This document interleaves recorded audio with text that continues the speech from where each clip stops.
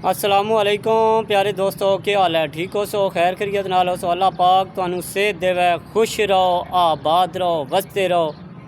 जिथे भी हो, पाकिस्तान चो या पाकिस्तानियां बाहरलियां कंट्रियां चो, मेरिया तुहाड़े वास्ते दुआवां। एक जनाब फरमाइश आई है, फरमाइश करने वाले जनाब नदीम इकबाल आल मुकीम स्पेन भरा ने जनाब स्पेन तो फरमाइश की है शेरनी।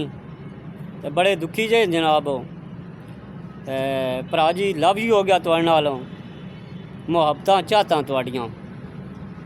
तो सलूट है जनाब तुहानू मेरा, जिहड़ा तुसां फरमाइश की है स्पेन तो। मैं तो बंदा कोई जानना नहीं, ना ही कोई मेरे नाल कोई सलाम लैके राजी है। ये तुहाड़ियां भरावां दियां मेहरबानियां न, जिहड़े तुसी सानू याद करने हो और फरमाइशां करने हो। असी तुहाड़ियां फरमाइशां भी इंशाअल्लाह पूरियां करसां। ते सुनो जनाब शेर, साकू धमकियां दुश्मन देंदे, जो प्यो ते डा बदमाशे।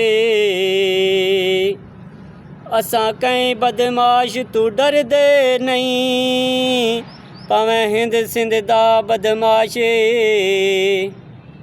बस डरदे आ रब दी जात तू, भावें कोई जितना बदमाशी। तकू दुश्मन चौक दे विच मारना है, ए तेरे दिल विच ख्याले, ए तेरे दिल विच ख्याले। नदीम साहब, अल्लाह पाक तुहानू इज़्ज़तां देवे, खुश रहो, आबाद रहो, वसते रहो। असी जनाब जेलम ने रहने वाले हाँ, ठीक है। तो यह जनाब स्पेन वाले नज़ारा वेखो जेलम ना व्यू, ठीक है। तो छोटा जहा मेरा पिंड है।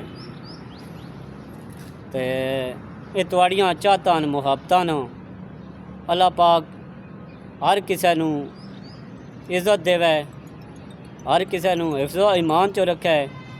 तो स्पेन वाले होर भी जितने मेरे वीर चाहण वाले न और मेरे वीडियो जितने भी लोग वेखण वाले, उन्होंने मेरी तरफों सलूट है, लव यू भी है।